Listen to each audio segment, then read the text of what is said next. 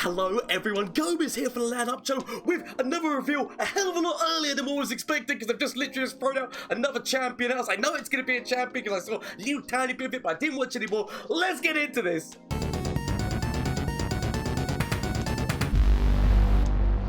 So yeah, literally, boom, they've just thrown this at us a lot sooner, like an hour sooner than what was expected. New champion, dude, the Sentinels of Light.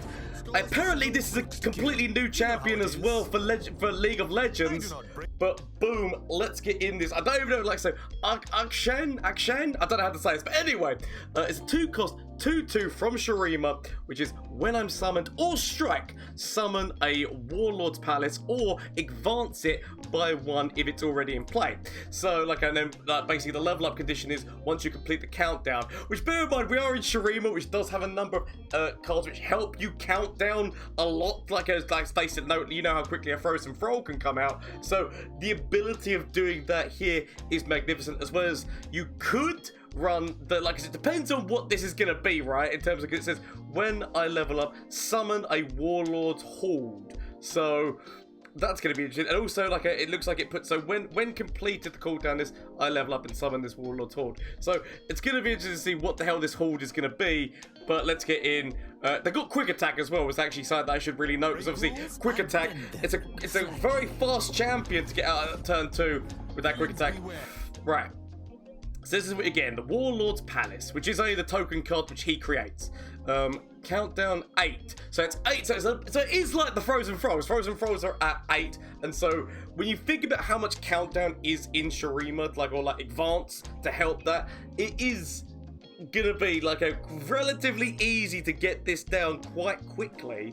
Obviously you don't have the little man in there who every single time it gets to 4 or under just summons the frozen throw, so you haven't got like that, but there is still a lot of things which quickly count that down, potentially even using what is it, like what can I think of, like the future, the one which makes it happen twice. So depending on what this is gonna be in terms of, like, so oh no, it just says though, it's like you don't actually get the hold off of the cards, you get the hold off of him. So maybe not, forget about the promising future and forget about, like, you know, potentially using tally on this, because there is no theory on there which says that once this counts down you get, this is just his level up condition. But okay, does he actually have to see it as well? I do apologize, I do know that people just want to see what's going on and don't give a crap about these things when I go back, but I just want to see you have completed the countdown of this. So he doesn't have to be on the board when this completes, I don't think, because it doesn't say I've seen you complete the Warlords Palace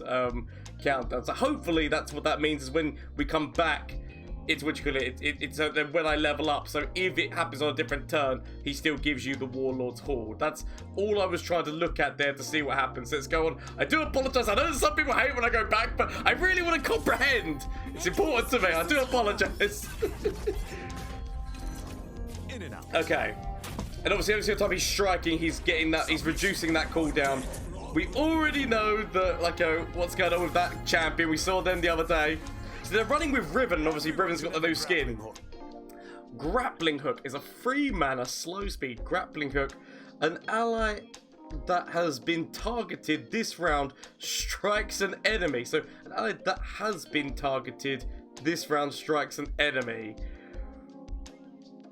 Okay, so does that mean that an ally that has been, so if you target them yourselves, so basically, is this a weird, was it Jay Madada kind of Jay Madada synergy, whereby if you target, or even Ariana Tracker, where you're targeting your own unit, do that and then use this? Because if you're relying on target, like, obviously, like, you know, and also it does work if they were targeted by your enemy, but most of the time if you're running this because you know you can trigger it, because you're going to be having buffs or something that you're putting on your own units, which therefore mean that you can use Grappling Hook to be able to make sense strikes the enemy. So yeah, again, it's actually okay, cheaper removal for Shurima. Like, obviously I think that most of Shurima's removal is, which is slow speed at the moment anyway, which I guess is Targon's is slow speed as well, but it still is actually quite an interesting thing if you're running, like, forms of buff, which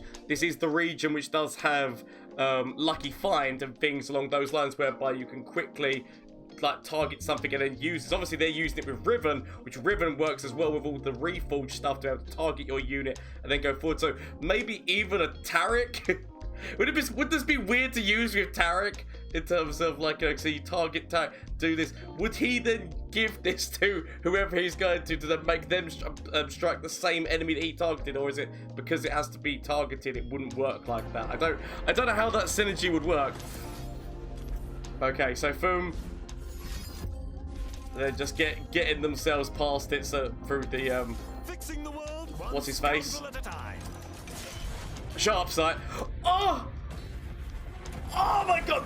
As a rogue, as somebody who played like mostly rogues and loved Assassin's Creed, that level up animation, I'm sorry, I do apologize everyone. I've got to go back because I started talking at the beginning. Just running for grapple. I mean that level up animation is devastating. So much so that I forgot to pause it on the level 2. So, do you mind? So, level 2 goes up to a 3/3, obviously.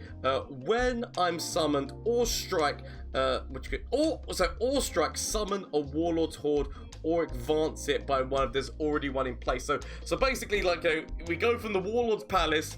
Once he levels up, he starts making Warlords Hordes, which, like, literally then it goes into the same kind of thing if he strikes, which you can, yet again, use a lot of strikes. So you can obviously use the countdown stuff as normal, but you can also use strike mechanics to help get that down as well. So you could run Demacia with single combats and that. I mean, admittedly, his health stat's not good for that, but maybe running with Draven, like we've already seen that they're running with Noxus and Riven.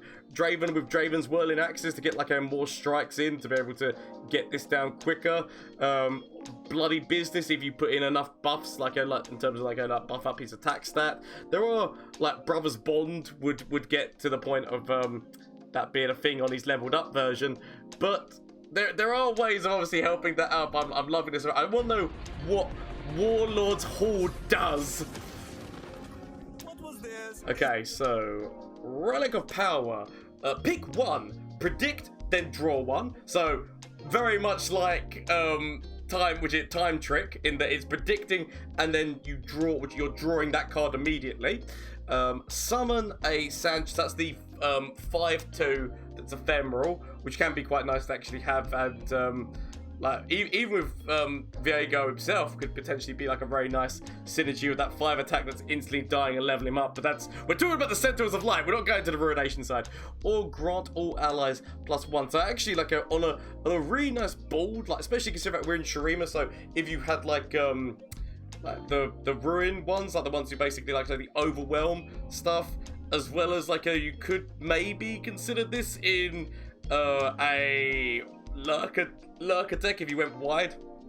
Anything where you're going wide, you could consider that choice. But most of the time, you're probably going to be picking the predict and draw one in terms of like, that's why I feel like it's going to be the most picked out of all 3 of these options. But it's a nice little like optional, depending on your situation, to choose what is best for you, whether you're going to go for that open attack and buff everyone up if they've got Overwhelm, or if you want to go with predicting and drawing a card, or just straight up throwing 5 damage on the board.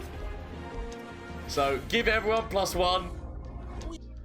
So 2 mana burst speed, the Absolver. Give an ally +2/+1 this round if they have, if you have leveled a champion this game. Create a So not only do you get this, if you level a champion, you do also get something else out of this, which Shurima seems to have a lot of that at this moment in time, in terms of if you level a champion, you get another bonus effect, which is actually quite nice to have as a thing. So let's have a little look and see what the bonus effect does, hopefully. So you do this. So let's give him plus stats. And what does, so the thing which you return, give an ally Overwhelm and +2. So obviously like that double buffing up is actually quite like genius for this kind of thing, because you're already giving it +2/+1, then to give it another +2/+1, but with Overwhelm as well. So obviously, because he's got little stats to begin with as a 2/2, that goes into a 3/3. So the fact that he's got quick attack, but also this could work quite nicely with Sivir. In terms of Sivir could work like, giving Sivir Overwhelm means that she gives Overwhelm to everyone else who's on the board. You could also just Overwhelm in general, just works with so many different things that there's no point in listing them all right now. But actually, really good. And obviously they're working with Riven right here, right now, which is very nice. As well as that being an additional buff spell for that grappling hook move that we saw earlier on. Okay. Withering Whale. Help keep themselves alive. Okay. I just want to see what this horde thing does. He has some really nice voice lines. Like I like his voice, and also the stuff I think so. Yeah, so the rune, which is like having that like rune runner, just I can see that being like a very nice thing to have on this kind of with some of these buffs. I mean, okay, see what we got going on here. So we're counting down. What do you do? What is the payoff? Okay, so it gives you the choice of 3. So we got this one: grant all enemies vulnerable and create in hand a 0-cost copy of the strongest ally that died this game. So number 1, we're giving everyone vulnerable, but number 2, we're getting the ability to get back a 0-cost copy of somebody who, like, whoever the strongest person was who died during the game. We can immediately get a 0-cost copy of them, which. Why does my mind instantly go to the stupidity of, no, Gomez, don't go there. Don't go to the idea of, like, throwing counterfeit copies on top of that so that we get a bunch of 0-cost ones. Actually, here's something that's important. So, what we need to remember is these are 0 cost, right? All of these options are 0 cost, and they're all spells. So, they're running this with Noxus.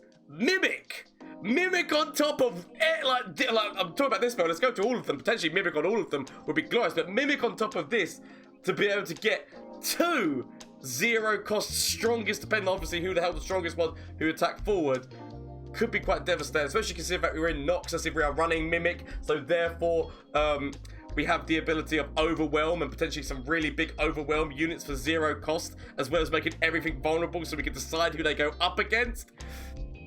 I mean, that's already sounding amazing already.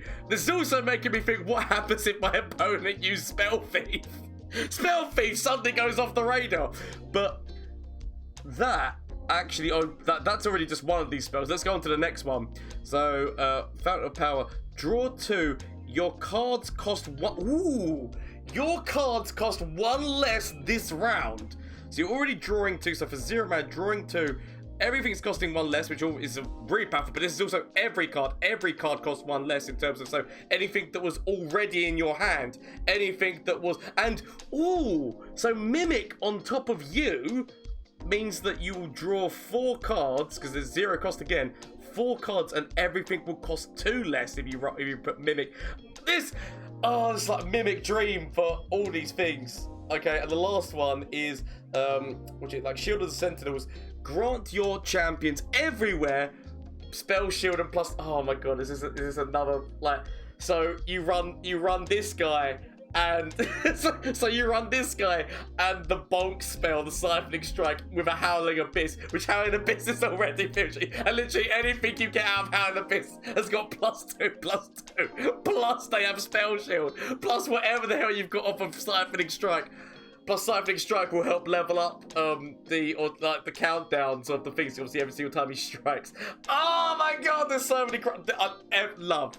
I love everything here that is going on. This is without a doubt going to be one of the most insane amounts of fun I'm going to have with a champion and all of these different spells.